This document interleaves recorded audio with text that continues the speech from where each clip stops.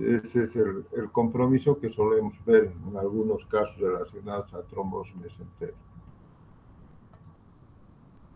La anatomía microscópica muestra que el intestino delgado está constituido de 4 capas: mucosa, submucosa, la submucosa donde se encuentra el plexo de Meissner, y la muscular donde está el plexo mientérico de Auerbach, y la última capa, que es la capa externa, o sea que es la serosa.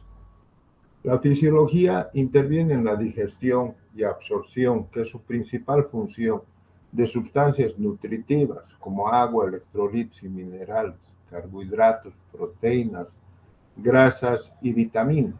La motilidad está dada por el vago, que es colinérgico, y el excitator, y el simpático, que es peptidérgico e inhibidor. Aquí vemos en esta imagen la absorción de los diferentes elementos a través del intestino delgado. Vemos que en la parte del yeyuno se absorben grasas, proteínas, carbohidratos, minerales como calcio, magnesio, hierro, vitaminas B, C, folato, A, D y K, y oligoelementos como el zinc y el cobre. Y en la parte del ilion interviene en la absorción de la vitamina B12 y los ácidos biliares. Y esto ya correspondería lo que es al intestino grueso, al colon ascendente y tal, en la que hay absorción de electrolitos y de agua. La función endocrina: hay hormonas gastrointestinales como la gastrina, secretina, la colecistocinina, motilina, polipéptido inhibidor gástrico, péptido intestinal vasoactivo, neurotensina, péptido liberador de gastrina, de somatostatina, enteroglucagón y péptido y receptores. La función inmunitaria: se ingieren numerosas bacterias, parásitos y virus. El principal mecanismo inmunitario es la síntesis y secreción de inmunoglobulina A. Dentro de los aspectos patológicos a nivel del intestino delgado podemos observar de que hay cuadros de obstrucción intestinal, y estos cuadros de obstrucción intestinal que comprometen tanto el yeyuno como el ilion los catalogamos como obstrucción intestinal alta, en la que no hay compromiso de la parte del colon. La obstrucción intestinal, dentro del aspecto etiológico, la obstrucción relacionada al hilio mecánico, va a estar constituida o va a tener como aspecto etiológico causas extraluminales, causas de la pared y causas intraluminales. Dentro de las causas extraluminales tenemos la presencia de adherencias. ¿Cómo nos vamos a dar cuenta de que el paciente pueda tener adherencias? Porque va a tener antecedentes quirúrgicos, nos va a referir que se ha operado. Además, en el examen físico veremos la presencia de cicatrices. Otra causa, las hernias. Vamos a hacer una exploración abdominal en función de determinar si es que hay algún tipo de protrusión, ya sean hernias incisionales, hernias laparotómicas o hernias inguinales, hernias umbilicales o femorales o crurales. Entonces vamos a ir viendo cuál podría ser la causa. Y otras causas que son los carcinomas y los abscesos de la pared. Un poco más difícil determinar clínicamente si el paciente es portador de un carcinoma o el absceso de la pared será evidente, se podrán ver manifestaciones relacionadas a la tétrada de Celso, o sea, sudor, calor, dolor, en fin. Las causas de la pared que van a condicionar una obstrucción intestinal: tenemos los tumores primarios, la tuberculosis intestinal, la enfermedad de Crohn y la intususcepción. En nuestro medio es más frecuente la tuberculosis en relación a la enfermedad de Crohn, y la intususcepción sobre todo se da en los dos extremos de la vida, o sea, en los niños y en los viejos, o las personas de la tercera edad. Entonces, fundamentalmente vemos este tipo de patología, la intususcepción, a nivel de los niños, que van a mostrar distensión abdominal, la característica de que al examen físico podemos encontrar una masa a nivel de fosa ilíaca derecha que podría ser semejante a una morcilla y independientemente suelen tener deposiciones diarreicas que se denominan deposiciones en grosella, ¿no? Entonces, la situación da lugar a que con una radiografía, con el examen clínico o físico, podríamos llegar a una conclusión de que pueda tener una intususcepción y lo que hacemos un enema varitado, o sea, ponerle un enema con bario, el bario es pesado y muchas veces se desinvagina, porque la intususcepción también se llama invaginación, entonces se desinvagina y se resuelve el caso. Y si no se consigue con estos métodos o por medio de este sistema, entonces habrá indicación quirúrgica y la indicación quirúrgica estará en relación a ver si es que hay compromiso vascular, hay compromiso del intestino, sufrimiento intestinal o ya un intestino que no sea viable, que va a completarse con una resección y si es viable únicamente se hacen las maniobras para desinvaginar el intestino y resuelve el caso. Dentro de las causas intraluminales tenemos los cálculos, los enterolitos, los cuerpos extraños y los besoares, los trico y los fitobesoares. Aquí tenemos este gráfico en los que nos da un porcentaje en función del factor etiológico de la obstrucción intestinal. Entonces tenemos de que el 60% más o menos es por bridas y adherencias. Diversas menos del 5%, enfermedad de Crohn más o menos el 5%, hernias más o menos el 10% y neoplasias más o menos el 20%. Aquí vemos en esta imagen una intususcepción intestinal, una intususcepción ileocólica, o sea, se ha introducido dentro del colon el ilio y lo que se está haciendo aquí es desinvaginar. Entonces, si nosotros traccionaríamos de esta parte del intestino como jalando, lo único que vamos a conseguir que se ancle más el intestino y no podemos proceder al procedimiento de desinvaginación. Entonces, lo que se hace aquí es apretar como si estuviéramos ordeñando y apoyando un poquito de esta parte con finalidad de proceder a la desinvaginación del intestino. En esta imagen vemos una hernia, aparentemente es una hernia inguinal, aquí vemos parte del saco, el compromiso del intestino donde hay necrosis y el anillo del saco. Entonces, este caso se va a completar con una resección y una anastomosis término-terminal. En ocasiones no se puede realizar el procedimiento a nivel de la zona de la hernia, sino que hay que hacer una laparotomía porque toda esta parte tiene un mesenterio que está vascularizado y tendríamos que tener un campo visual o un campo quirúrgico mayor para no tener problemas de morbimortalidad. Aquí vemos otra imagen, es una parte necrótica, este es un divertículo de Meckel que ha entrado dentro del saco herniario, una obstrucción, o que no ha condicionado obstrucción porque aquí hay continuidad del lumen, pero únicamente se ha necrosado lo que es el divertículo de Meckel y esta es la característica de una hernia denominada hernia de Littré. Asimismo, también hay otro proceso herniario, como la hernia de Richter, que da lugar a que parte del intestino entre dentro del saco y otra parte permita el tránsito intestinal sin condicionar una obstrucción intestinal, pero sí puede dar lugar a que pueda haber una necrosis de la parte del intestino que está dentro del saco. Aquí vemos una obstrucción condicionada por un cuerpo extraño, que es un cálculo. Se producen en ocasiones en procesos crónicos fístulas de la vesícula biliar hacia el intestino delgado, o sea, el duodeno, que es la más frecuente, puede haber una fístula al estómago, puede haber una fístula al colon.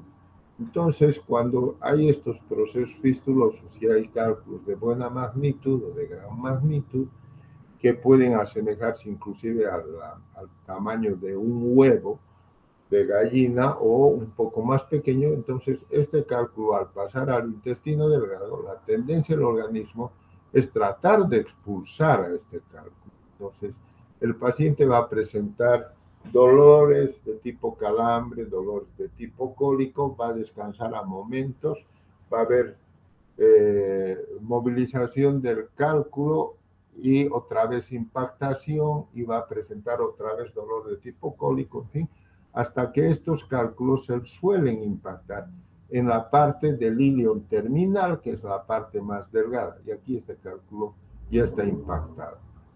Podemos llegar a la conclusión diagnóstica en función de los antecedentes que pueda tener el paciente relacionados a cólicos vesiculares o estudios que condicionen de que el paciente tiene cálculos en la vesícula biliar o cuadros que hayan estado relacionados inclusive con algún proceso histérico del paciente. Radiológicamente vamos a ver imágenes hidroaéreas, niveles hidroaéreos, que nos van a permitir el diagnóstico de una obstrucción intestinal alta y fundamentalmente el signo de la presencia de aire a nivel de la vesícula que se denomina aerobilia. Estos cálculos podrían verse en una radiografía simple de abdomen siempre y cuando tuvieran concreciones calcáreas, o sea, formaciones de calcio que podrían verse. De otra manera, no son observables con una radiografía simple, pero podría llegarse a una conclusión diagnóstica de que es una obstrucción por cálculo a través de una tomografía axial computarizada. El tratamiento para este tipo de situaciones va en función del tratamiento únicamente de emergencia, que quiere decir lo que está condicionando la emergencia, cuál es la obstrucción intestinal y dejar la cuestión de la fístula colecistoentérica para una otra ocasión y dar lugar a que únicamente se resuelva lo que es el cuadro de obstrucción intestinal. Para este tipo de situaciones se suele hacer una enterotomía, o sea, una apertura del intestino en el sentido longitudinal, ahí, y el cierre se lo hace transversal con finalidad de que no quede ninguna estenosis. Pero no hacer la apertura del intestino donde está impactado el cálculo, porque esa parte de donde está la impactación del cálculo está dañada por la impactación del cálculo y la pared tiene un proceso inflamatorio importante que puede dar lugar a una dehiscencia de la anastomos, de la sutura. Entonces lo que hacemos es recorrerlo el cálculo en sentido proximal y hacer la apertura en otra parte que no sea donde haya tenido la impactación del cálculo. La fisiopatología, las manifestaciones clínicas y el diagnóstico van en base a la exploración clínica y a los estudios radiológicos. Una radiografía simple de abdomen, de pie y de cúbito puede ser suficiente para determinar que la obstrucción es de intestino delgado o de intestino grueso, la presencia de niveles y tal. El hecho de colocarle una sonda nasogástrica y el observar de que hay ya un contenido fecaloideo ya es una situación indicativa de que el paciente va a requerir un procedimiento quirúrgico para su resolución. La obstrucción simple en comparación con la obstrucción con estrangulación, debemos tomar en cuenta el hecho de que el paciente tenga fiebre o no. Si el paciente tiene fiebre y tiene leucocitosis, ya vamos a pensar que tiene una obstrucción con estrangulación, que hay daño intestinal y que va a ser candidato a una resección del intestino, resección segmentaria de la zona que está comprometida. Aquí vemos en esta placa radiográfica, esta es una placa de cúbito, el paciente está echado y se observa una gran distensión de asas de intestino delgado, aquí estamos viendo, y se observa edema interasas. Esta zona blanquecina ya nos muestra de que hay un edema, que hay un engrosamiento de la pared del intestino. En esta otra es una radiografía simple de abdomen de pie, en la que observamos ya niveles hidroaéreos. Vemos acá niveles hidroaéreos que nos muestran de que hay un proceso obstructivo correspondiendo al intestino delgado. El tratamiento se hace una reanimación con líquidos. Generalmente estos pacientes están deshidratados por proceso obstructivo, han estado vomitando y todo el líquido que se ha retenido está catalogado como un líquido que entra a un tercer espacio que no es aprovechable por el organismo. Entonces no es reabsorbido y más bien con el tiempo que esté con el cuadro obstructivo, en esta parte de retención de líquido que está dentro del intestino, va a dar lugar a una proliferación bacteriana. Tenemos que utilizar antibióticos justamente para pretender cohibir este proceso infeccioso que se ha condicionado por la proliferación bacteriana. Vamos a colocarle una sonda nasogástrica al paciente con finalidad de descomprimir el intestino. En ocasiones, si no tenemos cuadros que comprendan de que hay una necrosis o una obstrucción estrangulada, pues se podría, sobre todo cuando es por bridas, en ocasiones ponerle una sonda. Hay dos tipos de sondas nasogástricas. Una sonda que se llama sonda de Levin, que es la que habitualmente conocemos y la que utilizamos, y hay otra sonda de Miller-Abbott, que tiene una columna en la parte de la punta, tiene una columna con mercurio. El mercurio es pesado y da lugar que por gravedad esa sonda vaya avanzando y pase el ángulo de Treitz, que nos va a permitir una mejor aspiración, y tal vez se podría descomprimir y ver clínicamente si el paciente elimina gases, en fin, o ha hecho alguna deposición. Podemos repetir la placa radiográfica y ver si los niveles han mejorado, en fin, pero si notamos de que no hay mejoría, indudablemente ya la conducta sería quirúrgica.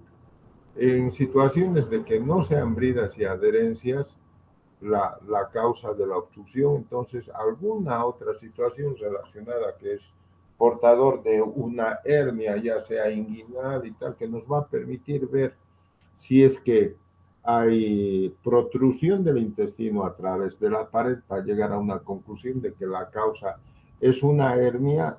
Podemos ver las hernias, pueden ser reductibles e irreductibles. Son reductibles cuando por maniobras de taxis, que utilizamos los dedos, podemos introducir el contenido de la hernia a la cavidad. Esa hernia puede ser coercible o incoercible, o sea, que si la metemos, ¿no?, se va a quedar dentro de la cavidad. Eso quiere decir que es coercible, y que si la metemos y vuelve a salir, es incoercible, ¿no? O la hernia puede estar encarcerada como puede estar estrangulada. Hay hernias que, por ejemplo, pueden tener el epiplón, y que los pacientes, estos pacientes cirróticos que tienen hernias en el ombligo y tal, en muchas ocasiones obtienen líquido asítico, protrusión a nivel del ombligo, dando lugar a una hernia, o que se ha metido epiplón. A veces están mucho tiempo así y no requieren ningún tipo de procedimiento quirúrgico. Mientras no les duela, pueden tolerar. Entonces, en ese tipo de casos, por ejemplo, si no hay necrosis, no hay los datos de taquicardia, que no hay los datos de una leucocitosis, vamos a catalogar de que es una hernia encarcerada. Pero de otra manera, si vemos que hasta hay otro tipo de coloración, que dentro de las maniobras de taxis queremos hacer la reducción de la hernia y no es procedente, entonces podríamos catalogar como una hernia estrangulada, y que dentro del procedimiento operatorio que compite a que cuando no se puede reducir la hernia y tal, hay que operarlo al paciente y hacer una observación directa macroscópica del estado del intestino, si es viable o no es viable, o a lo mejor únicamente con la reducción del contenido va a ser suficiente, o en algunas otras circunstancias va a haber necesidad de hacer algún procedimiento de resección. El tratamiento es operatorio y va en relación a la causa. Dentro de estos cuadros de obstrucción intestinal, hay cuadros de obstrucción intestinal recurrente. O sea, los pacientes que se operan una vez, al corto tiempo hacen otro cuadro de obstrucción intestinal, generalmente por bridas y adherencias. Se los opera, se le hace una lisis de bridas y adherencias y al poco tiempo otra vez hacen un cuadro de obstrucción intestinal.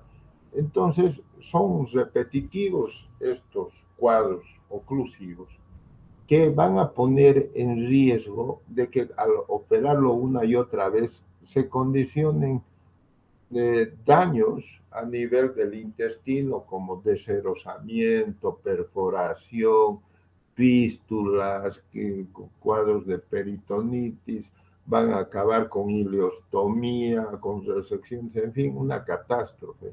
Y para evitar estos casos en los que hay estos antecedentes, que no sabemos definitivamente cuál es la causa, que puede ser la causa genética o puede estar relacionada al cuadro patológico que haya presentado el paciente, como el hecho de que tenga una peritonitis de largo tiempo, o se atribuye inclusive a situaciones del talco de los guantes que utilizaban los cirujanos. Entonces, los talqueaban más a los guantes con la finalidad de que podamos calzarnos los guantes sin dificultad. Hoy en día, no sé, se utilizan otros procedimientos que no hay necesidad de talquearlos a los guantes, pero sí hay que limpiarse antes de proceder a la cirugía, porque la presencia del talco da lugar también a bridas y adherencias. Se ha visto cómo se podría evitar esto. Entonces hay estudios y en algunos casos dicen el lavado con Dextran, pero parece que no, y por ese tipo de situaciones, porque los resultados no son muy favorables, se han ideado estos procedimientos que se los utilizan. Y este procedimiento se denomina cirugía de Nobre, plicatura de Nobre. ¿Por qué? Porque aquí nada más están mostrando una partecita del intestino. Se ordena todo el intestino, así como un acordeón, y se lo va fijando con puntos cero musculares y se introduce el intestino dentro de la cavidad de esta manera. Entonces, esto se llama plicatura de Nobre. Hay otro tipo de procedimiento, que es la aplicatura de Chailly-Phillips, la operación de Chailly-Phillips, que consiste en pasar unos puntos en U a través del mesenterio que estamos viendo y juntar el mesenterio después de haber ordenado las asas intestinales, como se ve acá. ¿Ve? Entonces, este es otro procedimiento que también es válido para tratar de evitar ese tipo de complicaciones que son las obstrucciones repetitivas. Y finalmente, otro procedimiento que consiste en colocar una sonda yeyunal que llegue a pasar la válvula iliocecal. Entonces, aquí se ha colocado una sonda yeyunal acá y por todo el intestino que atraviesa y llegamos a la válvula iliocecal. Esta aparentemente es una sonda, no conocemos siquiera acá, pero está en esta imagen, porque es parecida a una sonda Foley, pero no hay pues sondas Foley, estas sondas vesicales que podríamos utilizarlas de tan larga dimensión. ¿No? Entonces, no hay, y aquí hay un globito, entonces es una sonda de doble vía, ¿no? Una sonda para aspirar el contenido y la otra vía para insuflar el globito, como una sonda Foley, ¿no? Entonces, este es otro procedimiento también que se menciona como parte del tratamiento para esos casos recurrentes de obstrucciones intestinales. Hay otro tipo, hemos hablado del hilio mecánico. Ahora, hay otra causa de obstrucción intestinal que se llama ilio paralítico. Y la diferencia clínica entre uno y otro está de que en el ilio mecánico el paciente presenta dolor abdominal de tipo cólico, de tipo retortijón, espasmódico, náuseas y vómitos. Puede haber distensión abdominal, no eliminación de heces ni de gas. En el ilio paralítico, el paciente puede tener distensión abdominal y no va a tener dolor, puede tener alguna sensación de malestar por la distensión, pero va a ser tolerada, pero no tiene dolor de tipo cólico. A la auscultación vamos a ver de que hay silencio abdominal, no hay peristaltismo. ¿Sí? Entonces, en cambio, en el ilio mecánico hay hay ruidos timpánicos a la percusión, hay un aumento del peristaltismo, porque está tratando de vencer la causa de obstrucción. ¿No?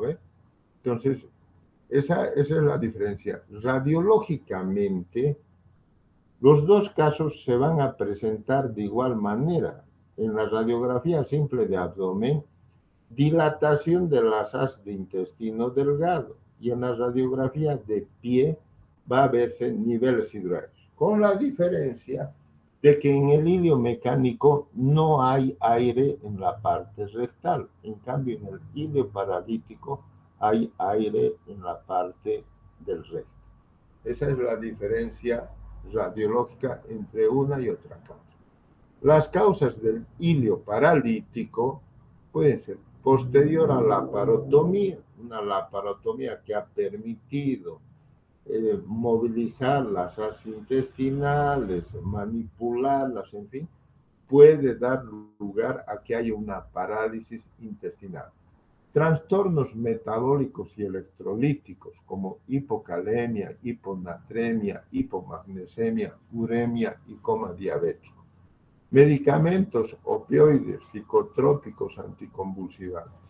Inflamación intraabdominal por procesos inflamatorios, una peritonitis, una apendicitis perforada o algunas otras causas que condicionen un abdomen inflamatorio.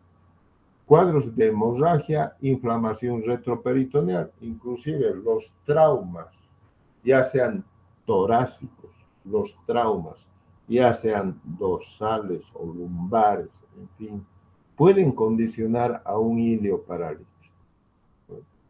La isquemia intestinal, que es otra causa, y la septicemia sistémica.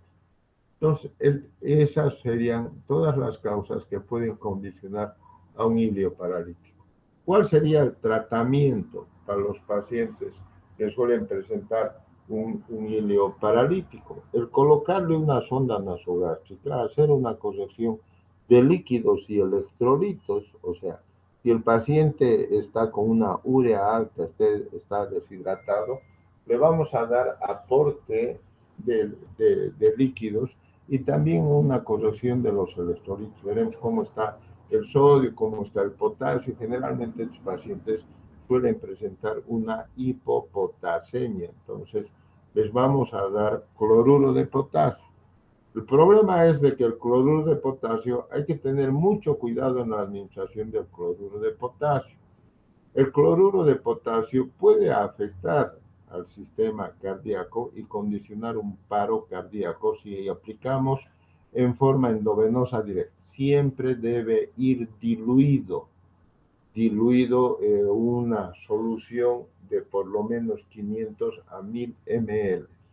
Entonces, ese es el cuidado. El antagonista del potasio es el gluconato de calcio. Entonces, si veríamos por alguna circunstancia que el paciente ha hecho un paro cardíaco porque le han puesto cloruro de potasio, tenemos que inmediatamente utilizar gluconato de calcio endovenoso directo con finalidad de antagonizar el efecto que está produciendo el cloruro de potasio. Con todas estas correcciones, si el paciente tiene un ilio como condicionado a un trauma, a un ilio reflejo, Entonces, de igual manera, el hecho de que vaya el hematoma o lo que sea en función de reabsorción va a dar lugar a que tenga que haber una reversión del cuadro. Muy bien, jóvenes, si quieren hacerme alguna pregunta, adelante, por favor.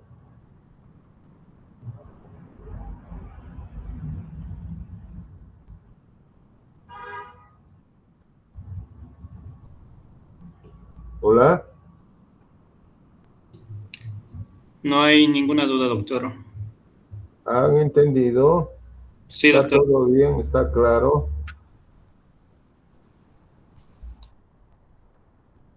Ya. Si no hay ningún problema, ninguna duda, vamos a hablar de la enfermedad de Crohn. La enfermedad de Crohn se conocía antes como ilit regional, porque casi siempre se presentaba a nivel del ilion terminal, el proceso patológico, pero con el transcurso del tiempo y tal, se ha visto que la enfermedad de Crohn puede afectar todo el tubo gastrointestinal. Desde la boca hasta el ano pueden haber causas condicionadas por enfermedad de Crohn en todo este trayecto. La frecuencia anual es de 3 a 7 pacientes por 100.000, más frecuente en la segunda y tercer decenio de la vida, igual en ambos sexos. Mayor incidencia en fumadores, una fuerte relación familiar, 30 veces en hermanos y 13 veces en parientes de primer grado. La etiología es idiopática, se atribuyen causas infecciosas, inmunitarias y genéticas. La anatomía patológica, 30% en el intestino delgado, 15% en el colon, compromete boca, esófago, estómago, duodeno, apéndice y región perianal. Macroscópicamente muestra un aspecto de empedrado característico. Las lesiones histológicamente características son la presencia de granulomas. Aquí vemos en esta imagen, aquí vemos de que hay granulomas. Estos granulomas generalmente suelen estar relacionados con la parte mesentérica, no antimesentérica del intestino. Entonces, por eso podemos reconocer que puede ser una enfermedad de Crohn. La enfermedad de Crohn no es muy frecuente en nuestro medio. Si vemos de que hay algún proceso obstructivo que muestre este aspecto, por ejemplo, tenemos que hacer un diagnóstico diferencial con la tuberculosis intestinal. Y es más posible que en nuestro medio, algún caso así, más pensemos en un proceso tuberculoso, como si estaríamos en los países primermundistas, no van a pensar en una tuberculosis intestinal, sino van a pensar en una enfermedad de Crohn, porque este tipo de patología es más para el país del primer mundo y no para el nuestro. Aquí vemos, estas son las zonas de los granulomas que están alrededor de la parte del intestino. Las manifestaciones clínicas son la presencia de dolor abdominal intermitente de tipo cólico, diarrea intermitente en un 85% de los pacientes, síntomas sistémicos como febrícula, pérdida de peso, pérdida de fuerza y malestar general. Las complicaciones, obstrucción y perforación. Las fístulas a intestino delgado y grueso, a vejiga, a vagina, a estómago y piel. Pueden haber abscesos y puede desencadenar un proceso neoplásico más adelante. Aquí vemos en esta placa radiográfica una fístula ileocólica, o sea, esta hay comunicación del intestino delgado con el intestino grueso. Aquí vemos este signo radiológico que se denomina, por ejemplo, una parte muy delgada, falta de tejido, digamos, está como si el intestino hubiera perdido parte de su consistencia y esto es característico, se denomina la cuerda de Cantor. El diagnóstico lo hacemos por medio de los ataques crónicos y recurrentes de dolor abdominal y de diarrea. La radiografía con bario nos va a mostrar un empedrado de la mucosa. la presencia de fístulas, de estenosis, el signo de la cuerda de Cantor, una tomografía axial computarizada, muestra un engrosamiento transmural. Es por eso que se ve filiforme el paso del contraste, porque está la pared muy engrosada. La endoscopía revela úlceras aftosas que son características de la enfermedad de Crohn. El diagnóstico diferencial lo podemos hacer con la inflamación por Salmonella y Shigella, con tuberculosis intestinal, con amebiasis y también con apendicitis aguda cuando está comprometiendo la parte del ciego o la parte ascendente del colon, que también hay un engrosamiento inclusive del apéndice y podríamos decir es una apendicitis, en fin, pero eso entra dentro del diagnóstico diferencial.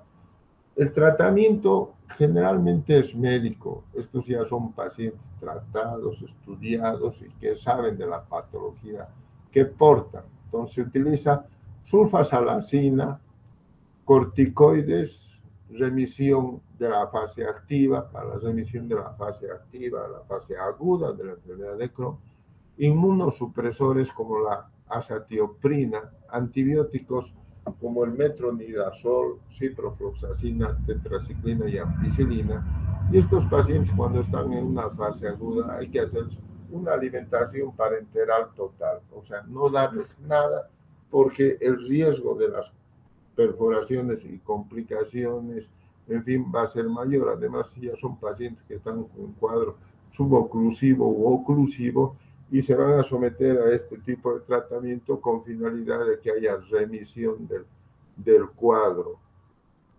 Porque si tomaríamos conductas en la parte en la que no hay complicaciones, el paciente se quedaría sin intestino, porque iríamos recortando poco a poco.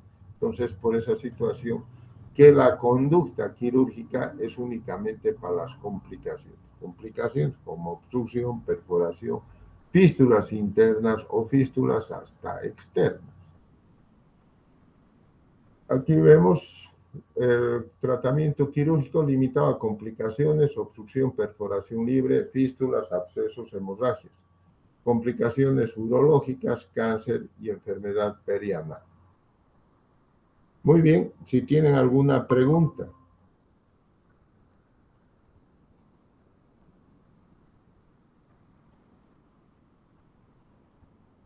Hola, ¿no hay preguntas?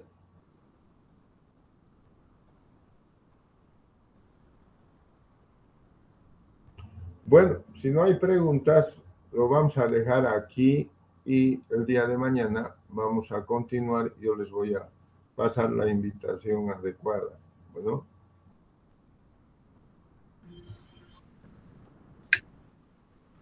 Está bien, Muy bien, doctor, pues. gracias.